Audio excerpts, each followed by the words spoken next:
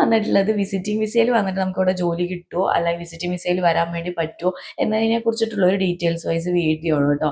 അപ്പോൾ നേഴ്സസ് ആയിട്ട് ഇവരെ ശ്രദ്ധിക്കുക. വിസിറ്റിംഗ് വിസയിൽ വന്നിട്ട് നമുക്ക് ജോലി അന്വേഷിക്കാൻ വേണ്ടിയിട്ട് പറ്റില്ല. As per the UA government rule അനുസരിച്ചിട്ട് വിസിറ്റിംഗ് വിസയിൽ വന്നിട്ട് ജോലി അന്വേഷിക്കാൻ പറ്റില്ല. അപ്പോൾ അങ്ങനെ ആരെങ്കിലും പിടിക്കപ്പെടുക എന്തെങ്കിലും ചെയ്തിട്ടുണ്ടെങ്കിൽ ഫൈനും കാര്യങ്ങളും ഒക്കെയാണ്. പിന്നെ നമുക്കിവിടെ ഫ്രഷർ ആയിട്ട് വന്നു കഴിഞ്ഞാൽ എങ്ങനെയാണെന്നുള്ളത് കുറേ പേർക്ക് ഡൗട്ടാണ്. അപ്പോൾ ഫ്രഷർ ആയിട്ട് വന്നു കഴിഞ്ഞാൽ നമ്മുടെ കയ്യിലാണ് ഇരിക്കുന്നത്. നമ്മൾ എത്രത്തോളം ഇന്റർവ്യൂസ് കാര്യങ്ങൾ പോയി അറ്റൻഡ് ചെയ്യുന്നു, അതുപോലെ നടന്നു പോയി അന്വേഷിക്കുന്നു, അതുപോലെ തന്നെ ഇപ്പോൾ ഹോസ്പിറ്റലിൽ തന്നെ നോക്കാണ്ട് ക്ലിനിക്സ്, ഹോം കെയർ എല്ലാം നോക്കിയിട്ട് നമ്മൾ എല്ലാത്തിലും വർക്ക് ചെയ്യാനായിട്ട് വില്ലിങ് ആയിട്ട് വേണം നിങ്ങൾ എന്ത് ചെയ്യുന്നത്, നാട്ടിൽ നിന്ന് കയറി വരാനായിട്ട്. നാട്ടിൽ ഇവിടെയും തമ്മിൽ എൻറ്റേർലി ഡിഫറെൻ്റ് ആണ്. അതായത് നാട്ടിലെ ഹോസ്പിറ്റലും ക്ലിനിക്സ് ഒക്കെ വെച്ച് നോക്കുകയാണെങ്കിൽ ഇവിടെ വളരെ ഡിഫറെൻ്റ് ആയിട്ടാണ് പോയിക്കൊണ്ടിരിക്കുന്നതും ഇവിടുത്തെ വർക്ക് ഫ്ലോയും കാര്യങ്ങളും ഡ്യൂട്ടി അവേഴ്സും കേട്ടോ. പിന്നെ നാട്ടിലുള്ളവർക്ക് പലർക്കും അറിയില്ലായിരിക്കും ഹോം കെയറിനെ കുറിച്ചിട്ട്. ഇപ്പോൾ കുറെ അവിടെ നാട്ടിൽ തന്നെ കെയർ ഗീവർ എന്ന് പറഞ്ഞിട്ടുള്ള ഒരു സംഭവം ഉണ്ട്. പക്ഷെ അല്ലാണ്ട് നമ്മളെ നേഴ്സസ് അങ്ങനെ പോയിട്ട് ഹോം കെയർ പറഞ്ഞിട്ട് നമ്മുടെ നാട്ടിൽ എല്ലായിടത്തും ഇല്ല എന്നാണ് എൻ്റെ ഒരു ഷുവർ. അപ്പോൾ ഇവിടെ ഹോം കെയർ എന്ന് പറഞ്ഞിട്ടുള്ളത് അങ്ങനെ ഒരു സ്പെഷ്യാലിറ്റി പോലത്തെ ഒരു സംഭവം ഉണ്ട്.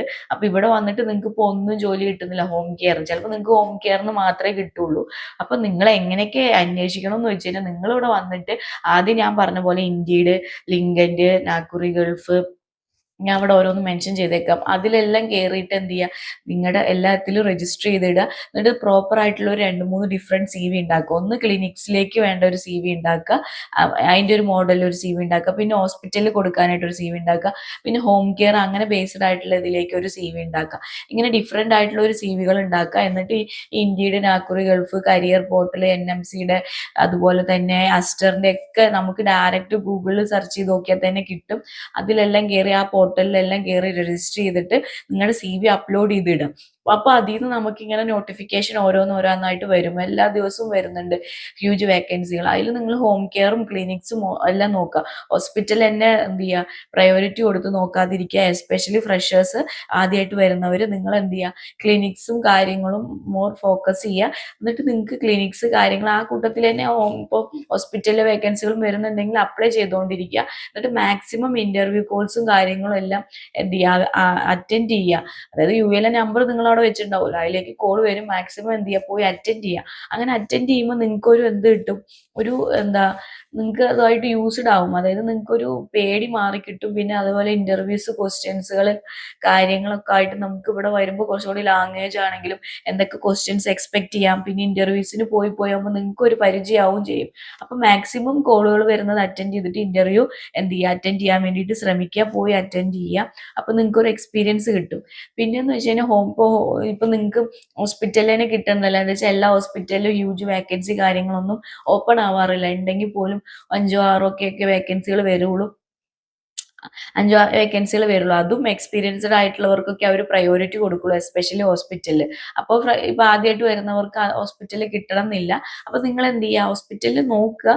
അറ്റ് എ ടൈം നിങ്ങൾ ക്ലിനിക്സ്, ഹോം കെയറിൽ എന്ത് ചെയ്യുക, ഫോക്കസ് ചെയ്യാം. ഇപ്പൊ ഹോം കെയറിലൊക്കെ നോക്കുകയാണെങ്കിൽ ഇഷ്ടംപോലെ ഉണ്ടാവും. അപ്പൊ രജിസ്റ്റേർഡ് നേഴ്സ് ആയിട്ട് വന്നു കഴിഞ്ഞാൽ ഹോം കെയറിൽ ജോലി കിട്ടുമോ എന്നൊക്കെ കുറെ പേര് ചോദിച്ചിട്ടുണ്ടായിരുന്നു. അതും ഡിപ്പെൻഡ് ഓൺ നിങ്ങളുടെ ഇന്റർവ്യൂ പെർഫോമൻസും, അതുപോലെ നിങ്ങൾ എങ്ങനെയാണ് അപ്ലൈ ചെയ്യുന്നത്, എത്രത്തോളം ഹാർഡ് വർക്ക് ചെയ്തിട്ട് നിങ്ങൾ അന്വേഷിക്കുന്നു, അത് ഡിപ്പെൻഡ് ചെയ്തിരിക്കും നിങ്ങൾക്ക് ഹോം കെയറിലടക്കം കിട്ടാനായിട്ട്. അവിടെ ഇന്റർവ്യൂവിനും നല്ല ടഫ് മീൻസ് നമ്മൾ ബേസ്ഡ് ആയിട്ടുള്ള ക്വസ്റ്റ്യൻസ് തന്നെ ചോദിക്കുള്ളൂ, നമുക്ക് അറിയുന്ന ക്വസ്റ്റ്യൻസ്.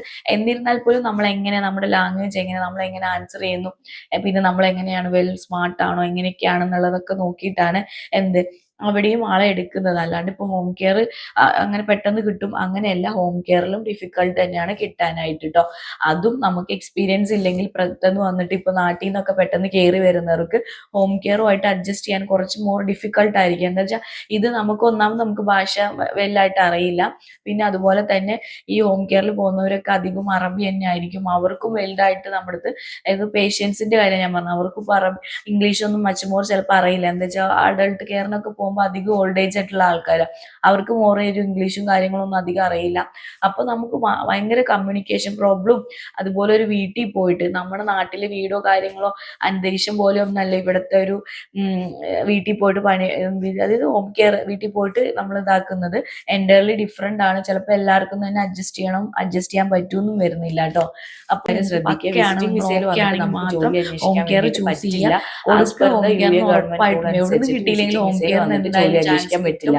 ഏതെങ്കിലും ഒരു ലൊക്കേഷനിലും പിടിക്കപ്പെടുക വില്ലിംഗ് ആണെങ്കിൽ ഫൈനും കാര്യങ്ങളൊക്കെ പോയി ജോയിൻ ചെയ്യാം. അല്ലെങ്കിൽ നമുക്ക് ഇവിടെ ഫ്രഷർ ആയിട്ട് വന്നു കഴിഞ്ഞാൽ എങ്ങനെയാണ് ക്ലിനിക്സ് ആകുമ്പോൾ നമുക്ക് കുറച്ചുകൂടി കംഫർട്ടബിൾ ആയിരിക്കും. ഫ്രഷർ ആയിട്ട് വന്നു കഴിഞ്ഞാൽ നമ്മുടെ എൻ്റയർലി ഡിഫറെന്റ് ആണ്. നമ്മൾ എത്രത്തോളം ഇന്റർവ്യൂസ് കാര്യങ്ങൾ അവിടെ വേറൊരു അതുപോലെ നടന്നു പോയി അന്വേഷിക്കുന്നു. അതുപോലെ എസ്പെഷ്യലി ഡെന്റല് ഹോസ്പിറ്റലിന്റെ ഹോസ്പിറ്റലിന്റെ നോക്കാണ്ട് ക്ലിനിക്ക് എന്താണ് നമ്മൾ പഠിച്ചതിലും ഡിഫറെന്റ് ആണ്. നാട്ടില് നാട്ടിൽ നിന്ന് കയറി വരാനായിട്ട് നാട്ടിൽ ഇവിടെയും തമ്മിൽ എൻ്റയർലി ഡിഫറെന്റ് ആണ്. അതായത് നാട്ടിലെ ഹോസ്പിറ്റലും ക്ലിനിക്സ് പോയി അന്വേഷിക്കുക വളരെ എത്രത്തോളം ശ്രമിക്കുന്നു അതുപോലെ ആയിരിക്കും നിങ്ങൾക്ക് ഇവിടുത്തെ വർക്കും ഫ്ലോയും കാര്യങ്ങളും എനിക്ക് മെസ്സേജ് അയക്കുന്നുണ്ട് കേട്ടോ.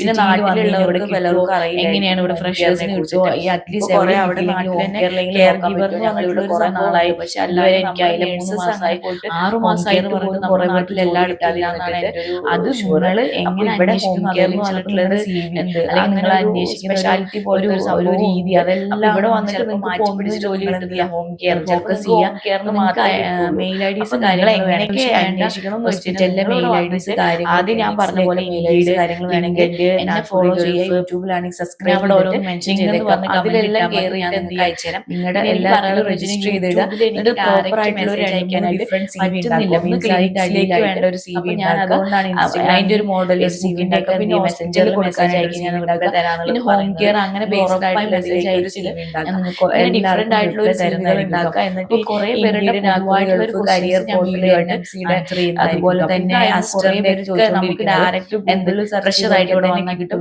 അതിലെല്ലാം കയറി ആ പോർട്ടലിലെല്ലാം കുറെ പേര് ദുബായിലിട്ട് സൗദിയിലൊക്കെ അപ്ലോഡ് മെസ്സേജ് അയച്ചിട്ടുണ്ടായിരുന്നു. ഞാൻ എനിക്കിവിടെ ഇവിടെയാണായിട്ട് വരും ഇവിടെ വരാനായിട്ട് വരുന്നുണ്ട്. അപ്പൊ അങ്ങനെ മെക്ഷ്യൂർ ചെയ്യാൻ നിങ്ങൾക്ക് ലൈസൻസ് വേണം. ഡാറ്റ ഫ്ലോ കംപ്ലീറ്റ് ചെയ്തിട്ടുണ്ടാവണം. അതുപോലെ തന്നെ സർട്ടിഫിക്കറ്റ് എല്ലാം എസ്പെഷ്യലി അറ്റസ്റ്റേഷനും കാര്യങ്ങളും ചെയ്ത് വേണം ഇവിടെ വരാനായിട്ട്. ക്ലിനിക്സും കാര്യങ്ങളും അതിന് വീണ്ടും സമയവും കാര്യങ്ങളൊന്നും ചെലവാക്കി ക്ലിനിക്സ് കാര്യങ്ങൾ നിങ്ങൾ വരിക. എന്നിട്ട് ഈ കാര്യങ്ങളെല്ലാം ചെയ്തിട്ട് ഇവിടെ വരിക. ലൈസൻസ് ഇമ്പോർട്ടന്റ് ആണ്. ലൈസൻസ് ഇല്ലാണ്ട് നിങ്ങൾ ഒരു കാര്യമില്ല.